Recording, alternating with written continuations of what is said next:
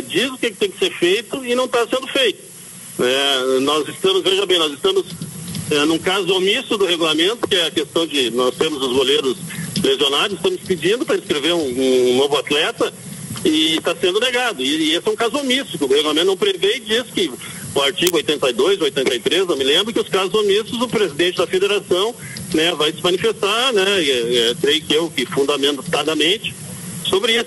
Ele pode até negar, mas é um caso que não está no regulamento. Esse caso do estádio não está lá, prevê e diz o que tem que acontecer, só que não é isso que está sendo feito. O que a gente quer é que a indicação da federação, que o presidente disse que está cumprindo o regulamento, a indicação de Caxias, ela seja definitiva, porque já passou o prazo para ser indicado o estádio. Então, não ser indicado provisoriamente, se dilatando esse prazo. O regulamento não prevê isso. É só isso que a gente quer, mas o nosso jurídico é que está tratando disso. Eu estou mais preocupado com as questões do futebol.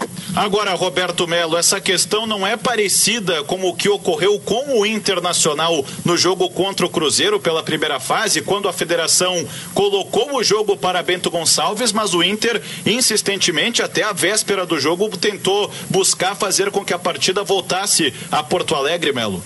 Não é parecida, é totalmente diferente. Ali havia uma punição e nós estávamos num prazo de recurso que sequer havia sido respondido, tanto que depois conseguimos o efeito suspensivo, né? Um dia antes do jogo nós conseguimos o efeito suspensivo, mas não dava mais para se operacionalizar isso. Nós tínhamos razão, nós estávamos esperando o recurso, né, ser julgado, ser apreciado para ser dado o efeito suspensivo.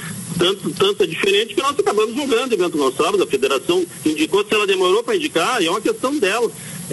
Ela indicou e nós fomos jogar lá. Hoje o que ela fez? Ela indicou no momento próprio, mas só que ela indicou sem efeito, porque ela está dando um prazo para que o jogo seja em outro estádio.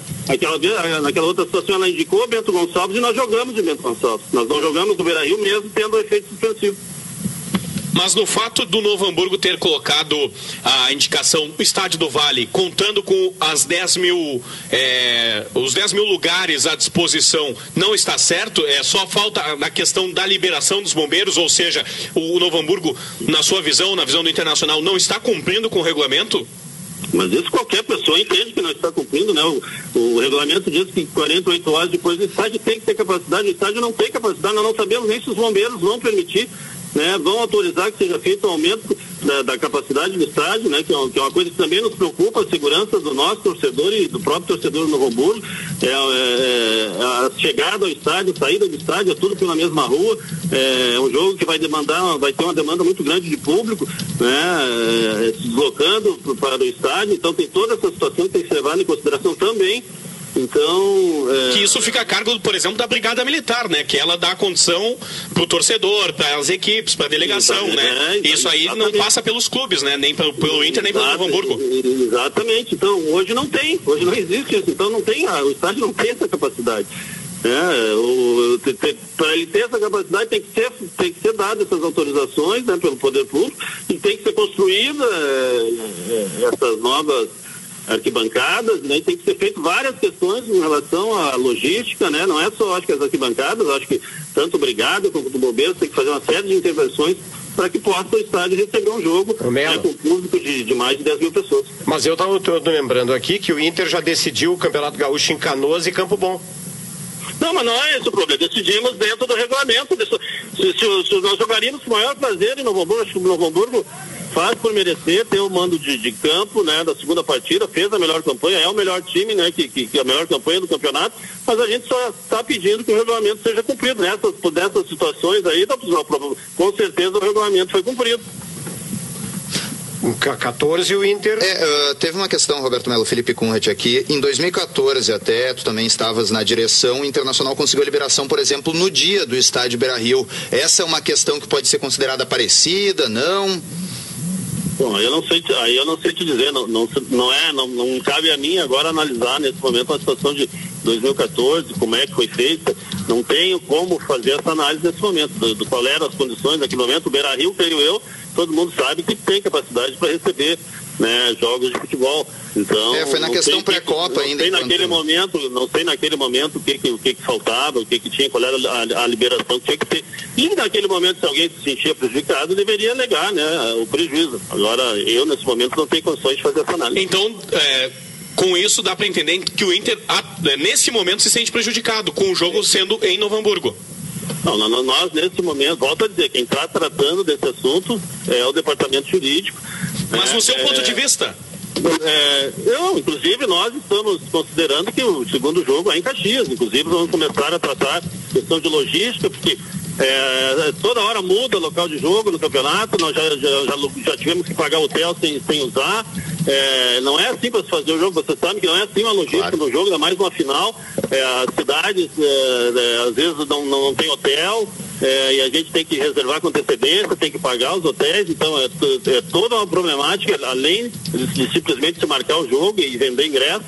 Então, a gente está considerando pelo regulamento, né, e pela indicação da federação que o segundo jogo é em Caxias. Mas volto a dizer, o nosso jurídico está trabalhando nisso para que o regulamento seja cumprido. Agora, Melo, no comunicado teve uma outra questão, né, por parte do Internacional, que foi pedir a inscrição de mais um jogador, o Daniel, que é o quarto goleiro nesse momento do Colorado, mas seria o segundo, já que o Marcelo Lomba e o Danilo Fernandes não têm condições. O Inter também, como vê essa questão da federação não permitir a inscrição de mais um goleiro e mais esta tentativa do Inter, a gente já pode ter uma noção de que realmente o Marcelo Lomba não vai ter condições para o jogo? Não, o Marcelo Lomba está em tratamento intensivo.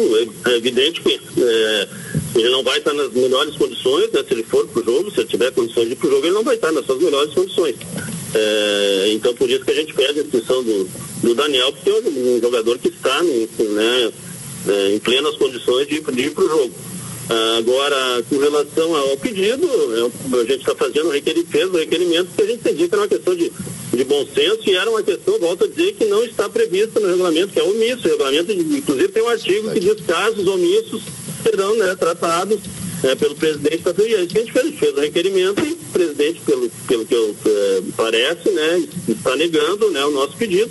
Acho que a gente entendia que havia razão para ser atendido, mas o presidente também está, acho que, no direito dele, talvez, de negar. Agora, a gente quer que ele cumpra o regulamento para todas as situações. Melo, no começo do Campeonato Gaúcho, você chegou a colocar a competição sob suspeição após uma polêmica envolvendo a arbitragem. Como você avalia a definição dos árbitros para essas finais do Gauchão, Anderson Daronco e Leandro Voaden? Olha, eu acho que são grandes árbitros, sempre falei isso. Eu acho, inclusive, que o quadro de árbitros do Rio Grande do Sul é dos melhores do Brasil. As últimas Copas do Mundo, em muitas das Copas do Mundo passadas, aí tivemos árbitros aqui do Rio Grande do Sul apitando mais de uma Copa, inclusive 2, 3 Copas. Então, o quadro de árbitros sempre formou muitos árbitros aqui.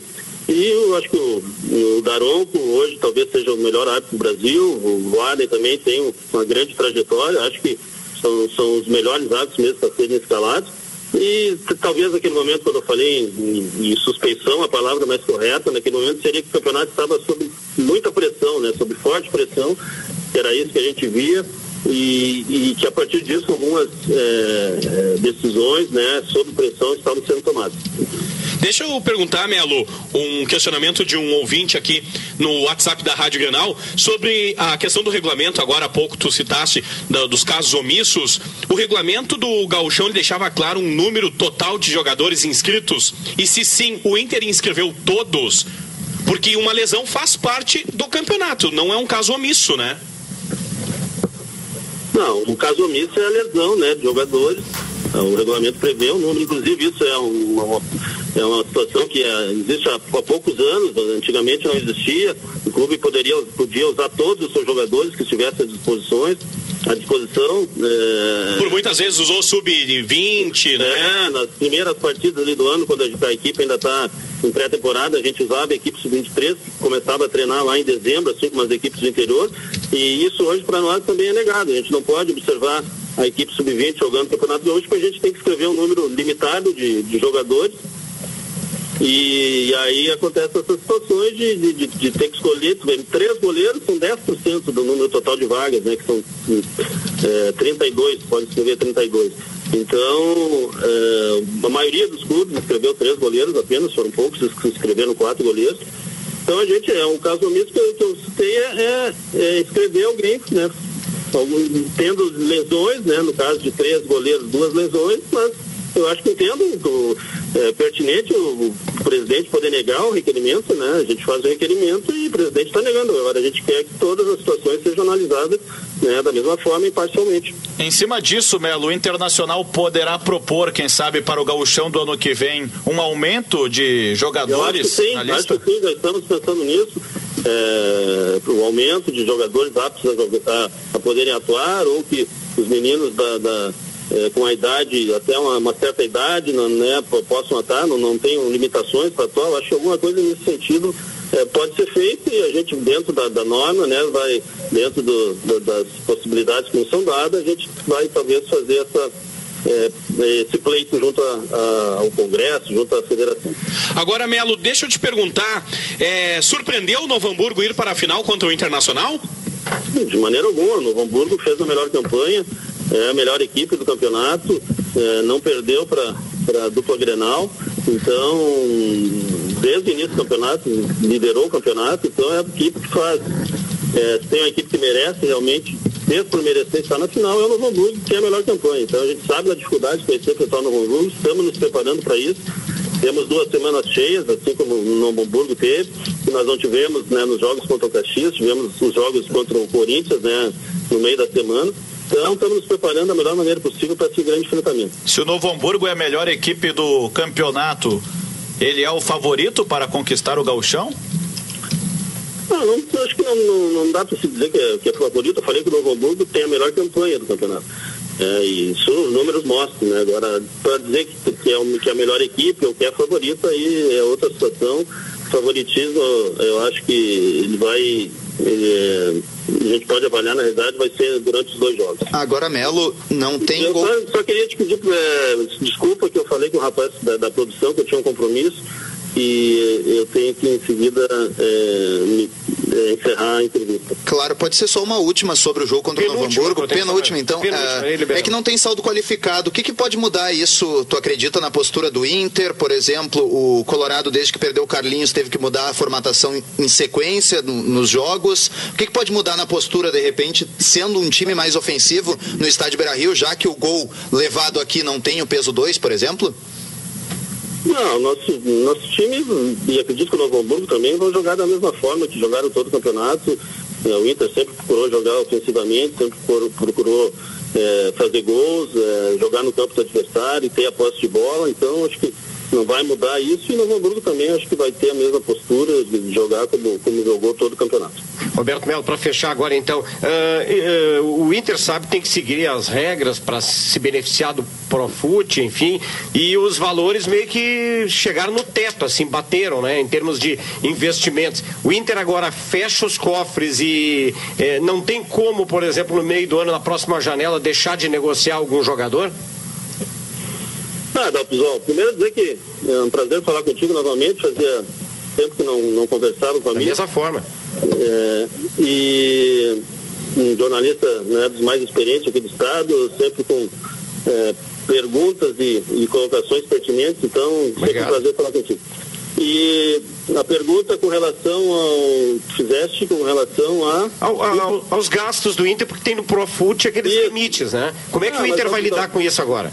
Então, pessoal, o Inter, o clube do tamanho do Inter, a gente nunca dá para dizer que está totalmente fechado, nem para chegada, nem para saída. É um clube que tem grandes jogadores, que sempre tem clubes interessados e que também está sempre olhando o mercado e sempre tem condição de fazer um novo investimento. Então, em momento algum, a gente pode dizer que